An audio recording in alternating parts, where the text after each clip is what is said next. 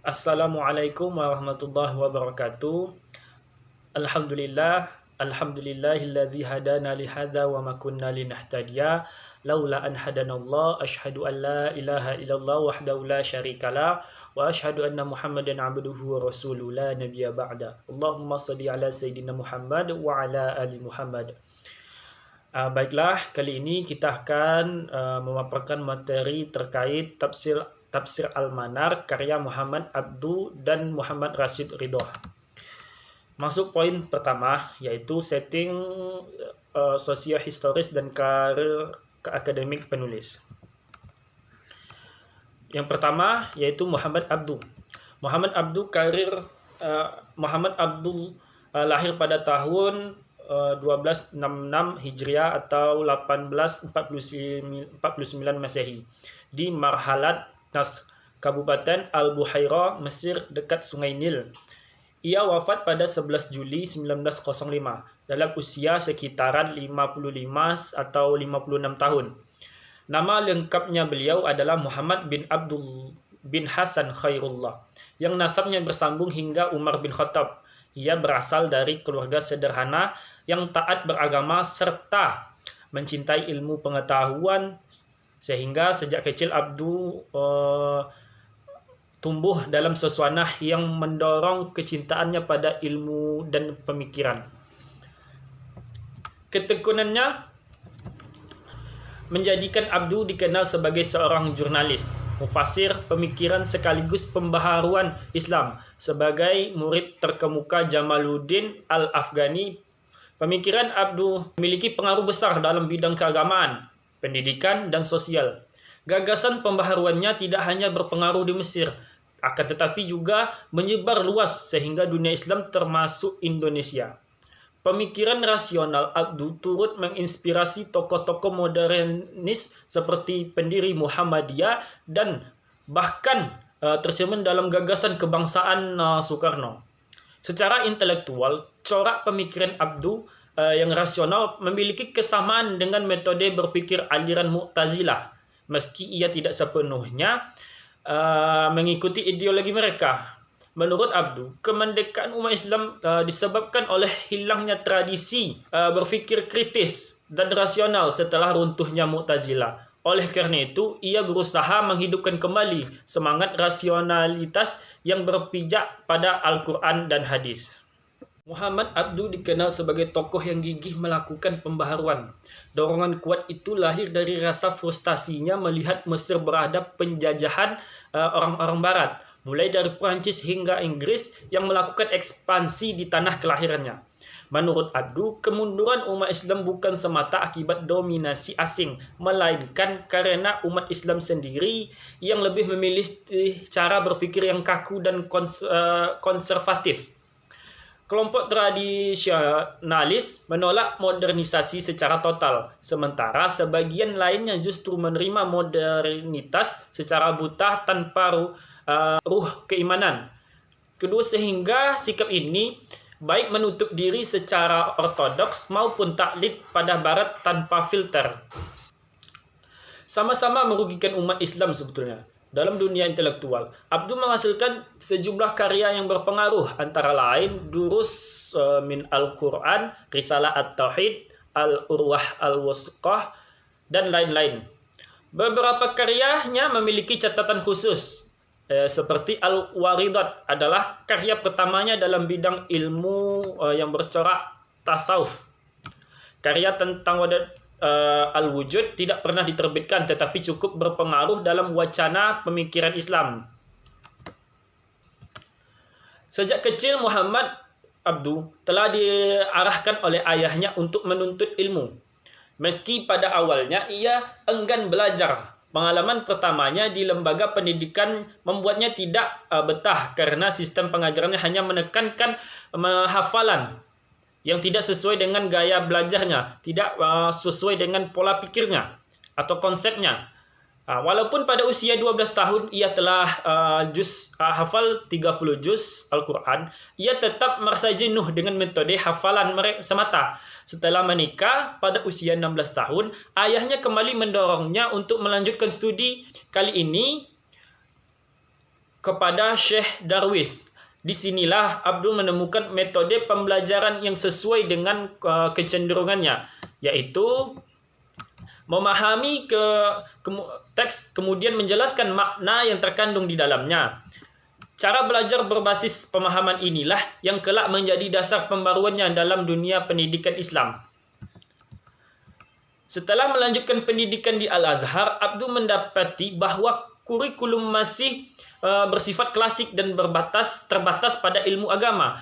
Ia menilai Al-Azhar tertinggal dari pemikiran orang Barat yang sudah memadukan ilmu agama dengan ilmu rasional dan modern. Karena itu, ia rajin mengunjungi perpustakaan untuk mempelajari ilmu-ilmu lainnya seperti ilmu alam dan ilmu pasti. Pengalaman inilah yang membentuk pandangannya bahwa pendidikan Islam harus menyatukan ilmu agama dengan ilmu umum. Menurut Abdul, kemunduran umat Islam salah satunya disebabkan oleh dikotomi pendidikan. Ilmu agama dipandang terpisah dari ilmu modern. Ia menolak pemisahan dan menggagas pendidikan integratif, yaitu pendidikan yang menyatukan antara nilai-nilai agama dengan sains, sejarah, filsafat, dan pengetahuan modern. Kemudian yang kedua, yaitu Muhammad Rashid Ridha. Muhammad Rashid Ridha lahir di Kalamun pada 23 September 1865 Masehi atau 27 Jumadil Awal 1282 Hijrah. Nama lengkapnya adalah Muhammad Rashid bin Ali Ridha bin Muhammad Syams Al-Din bin Baha Al-Din bin Munla Ali Khalifah Al-Qalamun Al-Baghdadi Al-Husaini. Ia berasal dari keluarga terpandang dan merupakan keturunan dari jalur Husain bin Ali bin Abi Thalib serta Fatimah binti Rasulullah sallallahu alaihi wasallam. Sejak kecil, Ridha dikenal taat beribadah, tekun belajar, dan jarang bergaul dalam permainan anak-anak seusianya. Ia wafat pada 22 Agustus 1935 Masehi akibat kecelakaan saat mendampingi Pangeran Saud Al-Faisal. Dalam pendidikan awalnya, Ridha belajar di Kutab dan kemudian melanjutkan di Tripoli di Madrasah Ibtidaiyah Al-Rasyidiyah. Namun ia meninggalkan lembaga tersebut karena orientasinya hanya menyiapkan pegawai untuk pemerintah Turki Utsmani. Lalu ia pindah ke Madrasah Al-Wataniyah Al-Islamiyah yang dipimpin oleh ulama terkemuka yaitu Syekh Husain Al-Jisri.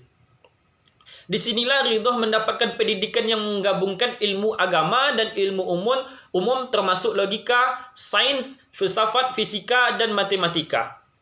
Setelah menyelesaikan studinya, ia memperoleh ijazah alamiahnya dan memperdalam keilmuan kepada para ulama besar seperti Syekh Abdul Ghani Al-Rafa'i, Muhammad Al-Qawqaji, dan ulama tasawuf Syekh Abdul Aziz Rifai. Kemudian masuk poin pembahasan selanjutnya yaitu latar belakang penulisan dan penamaan kitab Al-Manar. Kitab tafsir ini dikenal sebagai tafsir Al-Manar karena pada awalnya merupakan kumpulan catatan dan ceramah dari Muhammad Abdu yang dicatat dan kemudian diterbitkan secara berkala dalam sebuah majalah yang bernama Al-Manar oleh muridnya Rashid Ridha. Alih-alih nama aslinya Tafsir Al-Quran Al-Hakim, kitab tersebut terkenal dengan nama majalah tempat ia diterbitkan, yaitu di Al-Manar. Tafsir Al-Manar pertama kali diterbitkan pada 22 Syawal 1315 Hijriah atau bertepatan dengan 17 Maret 1898 Masehi. Karya ini dilahirkan dari gagasan Rashid Ridha yang sebelumnya aktif menerbitkan surat kabar yang berisi isu-isu sosial, budaya, dan keagamaan. Kehadiran tafsir ini segera mendapat sambutan hangat, bukan hanya di Mesir, tetapi juga berbagai negara Arab, bahkan hingga Eropa dan Indonesia. Kitab ini tidak menafsirkan seluruh 30 juz Al-Quran, melainkan hanya membahas hingga 12 juz pertama, yakni dari surah Al-Fatihah sampai surah Yusuf ayat 53. Penafsiran sejak surah Al-Fatihah hingga An-Nisa ayat 126 dituliskan oleh Muhammad Abdu yang kemudian dilanjutkan oleh Rashid Ridha dengan tetap mempertahankan corak metode gurunya. Pendekatan Abdu berusaha memadukan riwayat-riwayat sahih dengan pemikiran rasional untuk mengungkap hikmah syariat, menjelaskan sunnatullah, serta menegaskan kedudukan Al-Quran sebagai pedoman hidup. Di samping itu, tafsir Al-Manar juga merujuk pada karya klasik tafsir Jalalain. Bahasa yang digunakan dalam penafsiran ini sederhana sehingga mudah dipahami masyarakat awam, tetapi tetap mampu diapresiasi oleh kalangan intelektual. Pada hakikatnya, karya ini merupakan kelanjutan dari gagasan reformasi tiga tokoh besar, yakni Jamaluddin Al-Afghani, Muhammad Abduh, dan Rashid Ridho, sehingga kemudian dikenal luas sebagai tafsir Al-Manar. Kemunculan kitab ini juga tidak bisa lepas dari kondisi sosial, politik, dan budaya dunia Islam pada saat itu yang tengah terpuruk. Penjajahan Barat semakin menguat, sementara masyarakat Arab tertinggal dalam pendidikan. Menghadapi jurang kesenjangan sosial yang lebar, serta terpengaruh oleh aliran-aliran yang menjauhkan umat dari Islam. Situasi inilah yang mendorong para pemikir Muslim yang tampil memberikan solusi, termasuk Muhammad Abduh yang terus menyeru agar umat kembali ke Al-Quran sebagai sumber kekuatan dan inspirasi perjuangan menghadapi kolonialisme. Sebelumnya Jamaluddin Al-Afghani dan Muhammad Abduh pernah mendirikan majalah Al-Urwah Al-Wasqah yang banyak membahas soal keislaman, sosial, dan modernitas. Dalam perkembangannya, Muhammad Abduh bersama muridnya Rashid Ridho mendirikan majalah Al-Manar yang memuat ceramah-ceramah Abduh terkait tafsir Al-Quran. Namun penulisan tafsir Al-Manar tidak pernah rampung. Kemudian masuk pembahasan metode penafsiran. Kitab tafsir ini memakai dua sumber, yaitu tafsir bil ma'sur dan bil ra'i. Tafsir bil ma'sur merupakan penafsiran yang bersumber langsung dari Al-Quran dan hadis, sedangkan tafsir bil ra'i merupakan kebalikannya daripada penafsiran bil ma'sur. Jadi tafsir Al-Manar memandukan kedua unsur sumber penafsir tersebut karena dilihat dari muqaddimah tafsir Al-Manar bahwa sumber penafsiran dalam tafsir ini adalah dari riwayat yang sahih dan disertai juga dengan pendapat yang sarih. Adapun metode tafsir Al-Manar menggunakan metode tahlili dengan sistematika penulisan tertib musafi dimulai dari surah Al-Fatihah melalui metode tahlili yang bercorak adabi ijtima. Ini Muhammad Abduh memahami Al-Quran sebagai hudan, petunjuk, karena ia merupakan tujuan utama dari Al-Quran. Hal ini dapat dilihat dalam penafsiran beliau dalam Quran surah Al-Baqarah ayat 183. A'udzu billahi minasyaitonir rajim. Bismillahirrahmanirrahim. Ya ayyuhalladzina amanu kutiba alaikumusiyam kama kutiba alal ladzina min qablikum la'allakum tattaqun. Wahai orang-orang yang beriman, diwajibkan atas kamu berpuasa sebagaimana diwajibkan atas orang-orang sebelum kamu agar kamu bertakwa. Muhammad Abduh memulai penafsirannya dengan menguraikan kata demi kata. Beliau mengambil lafaz kaum terdahulu. Muhammad Abduh menjelaskan dengan pengetahuan yang ia miliki mengenai sejarah kaum terdahulu yang melaksanakan ibadah puasa. Selanjutnya, Muhammad Abduh juga menguraikan pengertian puasa dengan mengutip pendapat para terdahulu seperti Al-Badawi bahwa puasa menurut bahasa adalah menahan diri dari keinginan diri atau juga menahan hawa nafsu. Selain itu, Muhammad Abduh juga menjelaskan berbagai macam hikmah dan manfaat yang terkandung dalam perintah puasa dari berbagai perspektif di dalamnya. Beliau juga menjelaskan mengenai keterkaitan puasa dengan ketakwaan, bagaimana terdapat dalam kata tatakun dalam ayat tersebut, dengan rasionalisasi bagaimana perilaku sehari-hari orang yang berpuasa, sehingga dapat dipahami bahwasanya puasa bukan lagi sebagai ibadah yang formalistik, namun sebagai ibadah yang substantif dan juga sangat berarti. Muhammad Abduh tidak ingin umat Islam melakukan puasa hanya sekedar puasa saja, tetapi justru untuk kemaslahatan hidup bersama. Kemudian masuk poin corak dan sistematika penulisan beserta aplikasi penafsirannya. Cara penafsiran yang digunakan adalah adabi ijtima. Ciri utama cara ini terletak pada penjelasan ayat-ayat Al-Quran dengan memperhatikan ketelitian redaksinya, lalu merangkainya dalam bahasa yang indah. Penafsiran ini menonjolkan petunjuk-petunjuk Al-Quran yang relevan dengan kehidupan, serta mengaitkan makna ayat-ayat tersebut dengan hukum-hukum sosial dan pembangunan peradaban, tanpa harus banyak menggunakan istilah-istilah disiplin ilmu, kecuali dalam batas yang diperlukan. Kemudian sistematika penulisan. Sistematika penulisan tafsir Al-Manar mengikuti urutan mushaf, yaitu menafsirkan ayat-ayat Al-Quran secara berurutan dari awal hingga akhir. Penafsirannya disusun dengan rapi dan sistematis, disertai perbandingan dengan ayat-ayat lain, serta penguatan dan riwayat dengan riwayat-riwayat yang relevan. Dalam beberapa bagian tafsir ini juga menyertakan asbabun al-nuzul untuk memperjelas konteks turunnya ayat. Selain itu, tafsir Al-Manar memberikan penjelasan mendalam terhadap istilah-istilah penting dalam ayat, agar pembaca memahami makna epistemologi dari objek yang dibahas. Tujuannya adalah menyamakan persepsi pembacaan mengenai maksud ayat. Sebagai contoh, ketika menafsirkan kata khalifah, penulisan tidak hanya memberikan makna ringkas, melainkan menguraikan panjang lebar mengenai arti dan fungsi khalifah sebelum akhirnya menjelaskan kandung ayat secara umum. Kemudian lanjut poin terakhir, aplikasi penafsiran tafsir Al-Manar.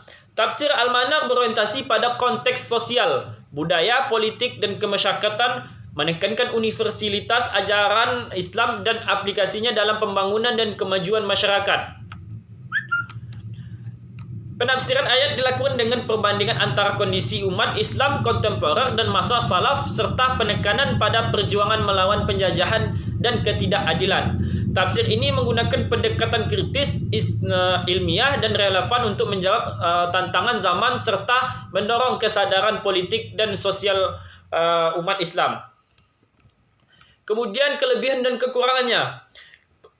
Kitab tafsir Al-Manar memiliki kelebihan, yaitu pendekatan rasional dan ilmiah yang memadukan tafsir bil al-maksur dan tafsir bil ra'yi. Kemudian kritis terhadap Israiliyat dan hadis lemah atau hadis lemah. Kemudian bahasa mudah dipahami, relevan dengan konteks zaman, dan penerapan ilmu semantik yang menjelaskan ayat-ayat dengan ilmu semantik yang proporsional tanpa menggunakan istilah teknis yang sulit. Kemudian kekurangannya, perluasan penafsiran ilmiah yang berlebihan dan sikap kritis yang kadang berlebihan, lalu kecenderungan kritik tajam, dan masih dipandang sebagian sebagai tafsir modern yang kontroversial. Mungkin sekian untuk pemaparan materi kali ini. Mohon maaf apabila ada kekurangan. Akhirul kalam. Assalamualaikum warahmatullahi wabarakatuh.